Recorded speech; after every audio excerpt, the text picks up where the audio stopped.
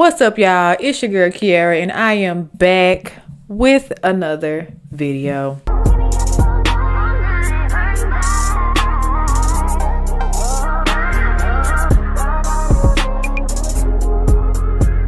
So today's video is going to be a movie review.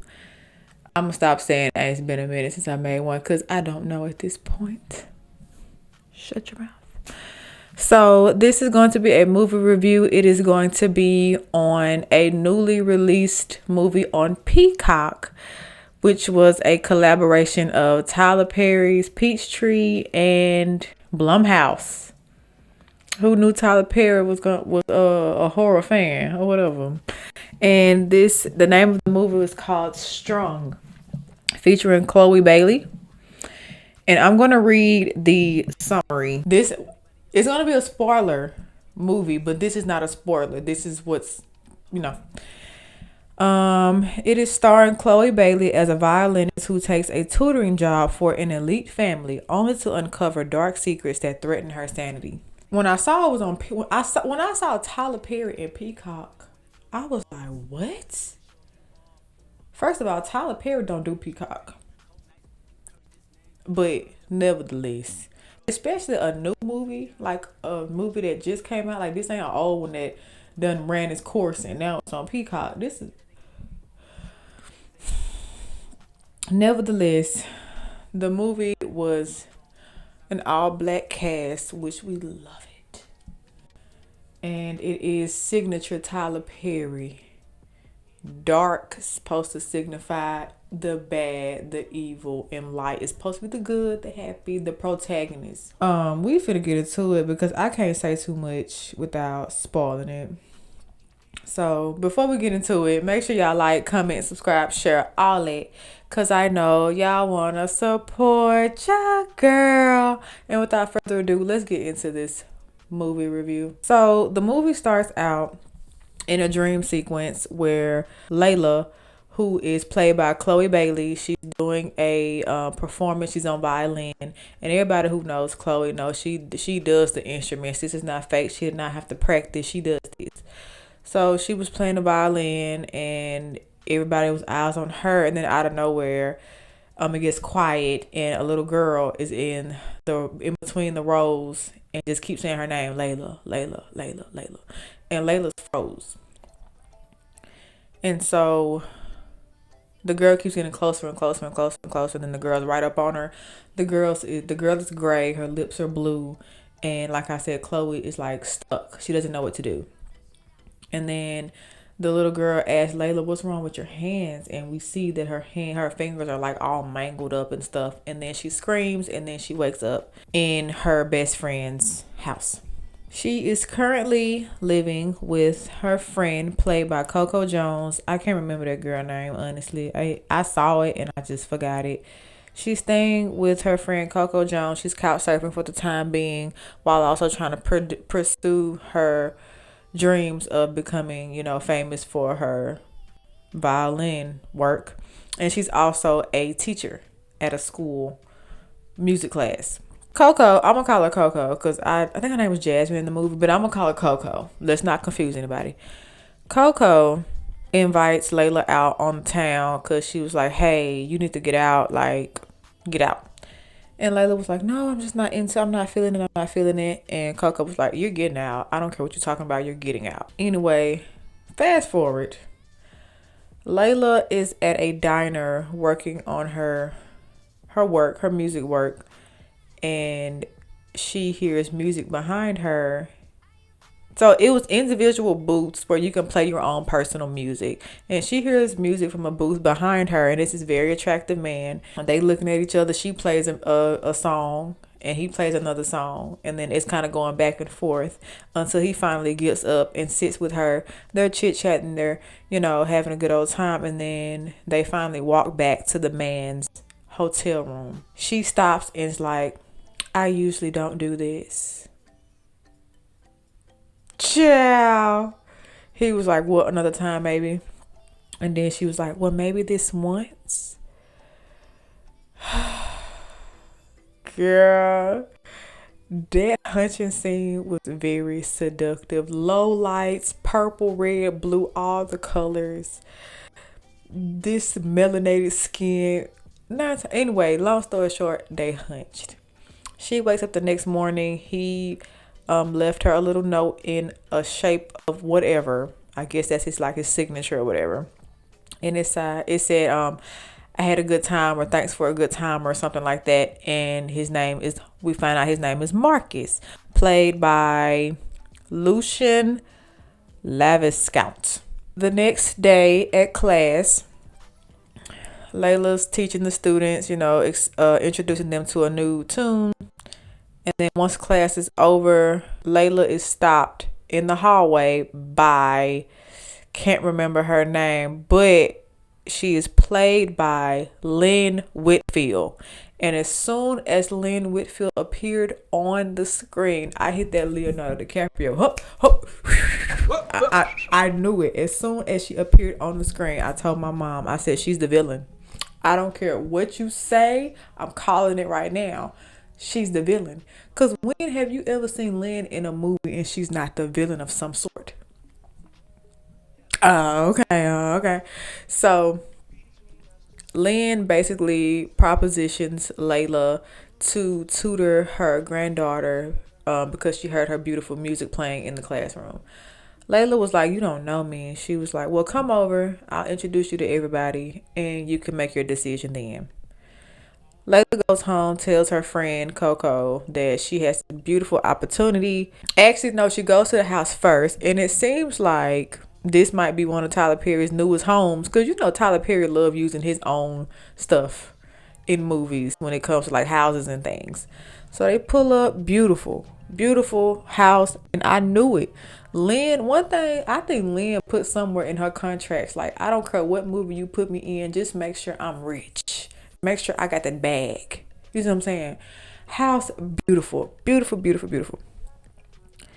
She is introduced to Lynn's daughter, who is the child's mother. And first thing that came out the mother's name is Imani, played by Anna Diop. Excuse me for mispronouncing it.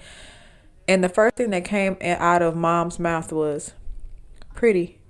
And I knew that was going to be something later on in the movie. Chloe stumbles over her words like, thank you for allowing me to tutor your child, this and that and the third. Mom's pregnant. Keep that in mind. Mom's pregnant. Imani is the mom's name. Imani. They leave. They finally get introduced to the child. Her name is Zuri. And when you first meet Zuri, she has like this Zulu mask on her face. And it is very awkward at first. But eventually Chloe kind of warms up to the girl. The girl's playing the piano and Chloe kind of gently corrects her like, hey, you play it like this. Once you get the notes together, the music will flow naturally. So she ends up taking the job. She ends up going back home telling Coco, hey, I'm finna get paid $2,500 a week. I'm finna catch up on this debt. I'm finna get my own place. Like, I need to get up out of here. So she ends up accepting. She moves into the guest house, all these things. And Lynn basically tells her, you're not just going to tutor my grandchild. You're going to do a little helping around the house. And that means bringing Imani her green drink every day, around when she's getting ready to get up from her nap. They come to... Sorry, thought I saw something. Layla is now part of the family. So she's up. She's helping with breakfast and all these things. She brings Zuri her breakfast. And Lynn was like, hey, can you go get... I forgot the name of the chef, the housemaid. I don't really know the proper term for it. But Lynn was like, hey, can you help her get a plate for Marcus? And as soon as I heard Marcus, my ears perked up. But it didn't click to Layla right away. Then she turns around and sees Marcus. Oh, dude from the diner who she made passionate love to. And when I tell you, I audibly screamed. So Layla thought she was funny. She grabs Zuri's Zulu mask and puts it on before Marcus can see her. And then once Marcus formally asks, like, who are you? Like, what's your name? She takes the mask off and Marcus looks like he's seen a ghost. She drops his egg Benedict and has to clean it up and all these things. And Marcus lied and said he was out on a work trip. Baby, Marcus never left the city. He was on the lookout for his next victim, baby. Marcus finds Layla outside and was like, what are you doing here? Do you want money? Like, what do you want? And she was like, baby, I didn't even know you were married, let alone lived here. What are you talking about? And he was like, okay, I get it. It was a mistake. I'm sorry. This and that. They try to be cordial for the sake of Zuri and to also not make it seem so obvious. If she was to quit right now, it would be obvious that something happened between him and her. Because, like, why would she just out of nowhere quit as soon as the husband gets home? Layla starts warming up to Zuri, or Zuri starts warming up to Layla. They have a studio on the property, which will come into play later. Marcus is in the studio listening to music. Layla's nosy ass comes in there and was like, hey, this is beautiful. Look at all this stuff. And it is the studio that Zuri's dad, because Marcus is not Zuri's dad. Zuri's dad was a famous rapper. I think his name was called RBG or something like that. Played by Party, Megan Thee Stallion's ex. And he ends up overdosing. That's the story that people are going with. He overdosed and he left everything to Imani, which was his ex-wife and the mother of the Zuri's mother. Whew. So Marcus offers Layla a drink. She was like, sure. She's in her feelings, all these things. I did not mention that while Zuri and Layla were out, Zuri got stung by a bee. And Zuri has a plethora of allergies. Everything will set her off. So she gets stung by a bee. And Layla, Chloe needs some acting classes. I ain't even gonna hold you. Layla took so much time just standing there looking at Zuri have an anaphylactic shock than just go running towards the EpiPen. And so fast forward to Marcus and Layla. Layla's in her feelings because Layla once had a sister who died of an asthma attack because they didn't know how serious her asthma was until it was too late. They hug and they embracing, and something happens and it startles them. It gets them out of their little zone, and Layla leaves.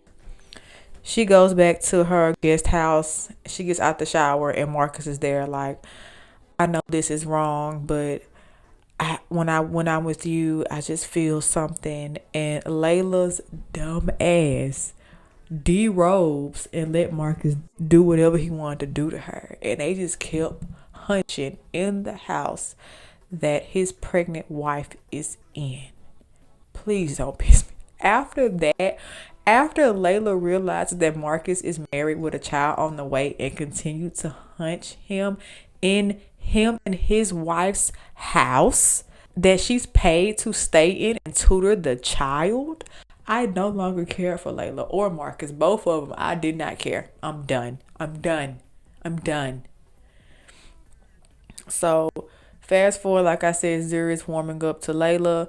Layla's picking up Zuri from school, and out of nowhere, this strange woman is standing outside of Zuri's school all the time trying to get to her. And she finally gets to her one time, but the security handles that quick. Comes to find out that is Zuri's grandmother on her dad's side. I don't even think Zuri knows who her grandmother is, honestly, on her dad's side.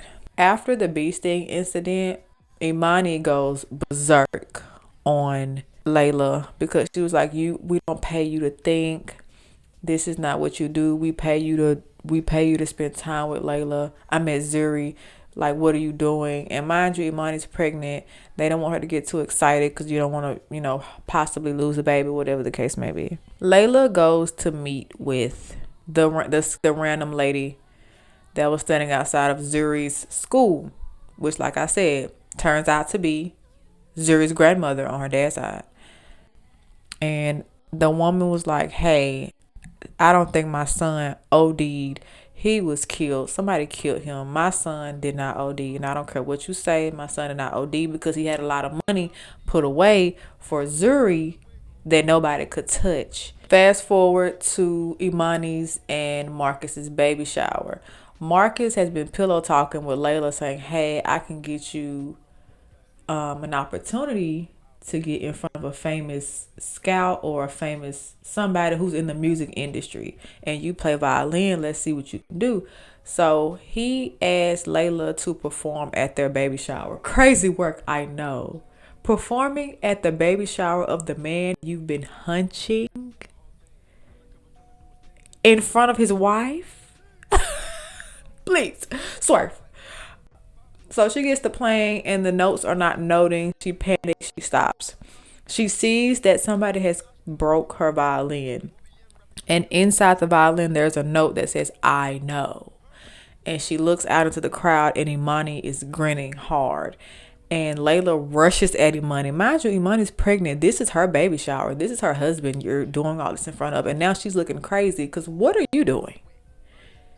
Then Lynn, she comes in, was like, "I didn't want to believe it. Imani had her assumptions from day one, but I didn't want to believe it. You have a week to be here, before the recital." We find out that party RPG, Zuri's dad, left something just in case something happens to him because he felt like something was off before he passed. Layla finds the film that recorded his last encounter before he passed. And he finds out that Marcus killed him.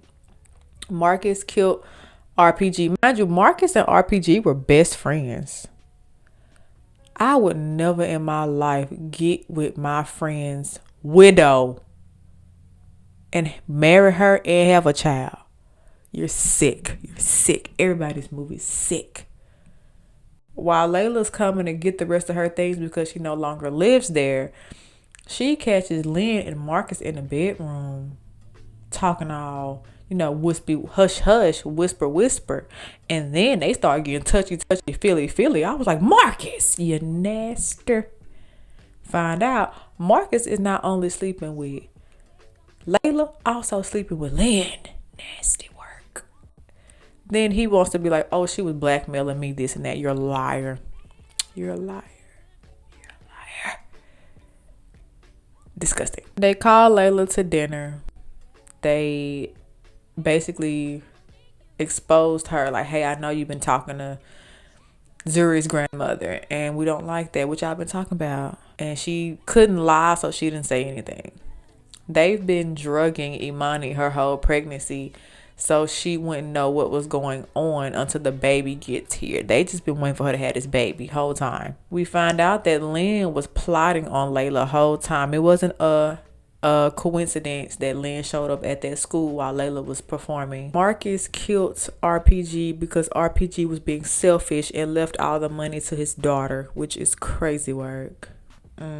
So Marcus tried to go the long way around, kill off RPG, get with his widow, marry her, have a child, and try to get the money that way. Lynn now wants to kill Layla and Zuri because all she wants is that son that's growing inside of her daughter's belly. Marcus tries to stop her. She shoots Marcus. Layla lunges at Lynn and tells Zuri to run.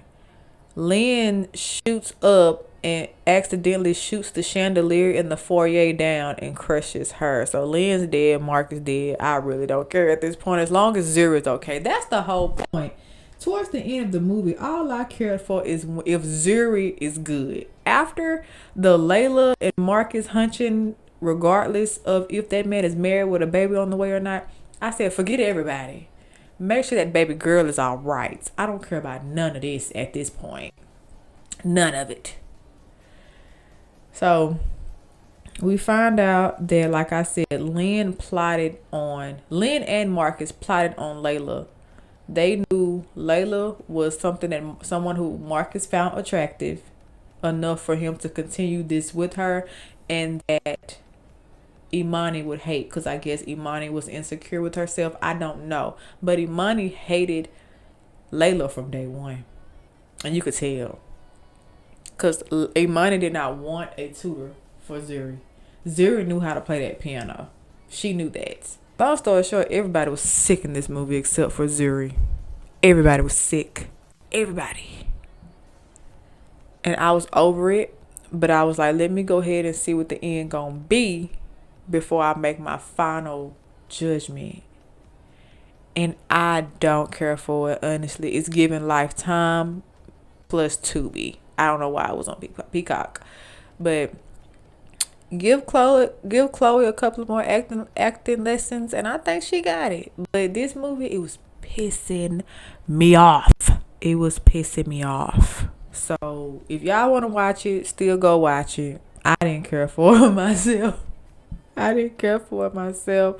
Cause only thing I liked about it was the melanation. The melanation in this movie was chef's kiss. The only white person was the butler, and that's how we like it. The butler / chauffeur, that's how we like it. Put the white folks to work. Nevertheless, that is my breakdown / movie review of the movie Strung, featuring Chloe Bailey, and it was produced by Tyler Perry and Blumhouse. Do what you want with this information. I'm over it.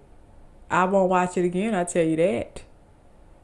But that's the end of it, y'all. Make sure y'all like, comment, subscribe, share, all that. Because I know y'all want to support your girl. And like I always say, I will see y'all in the next video. Bye, guys.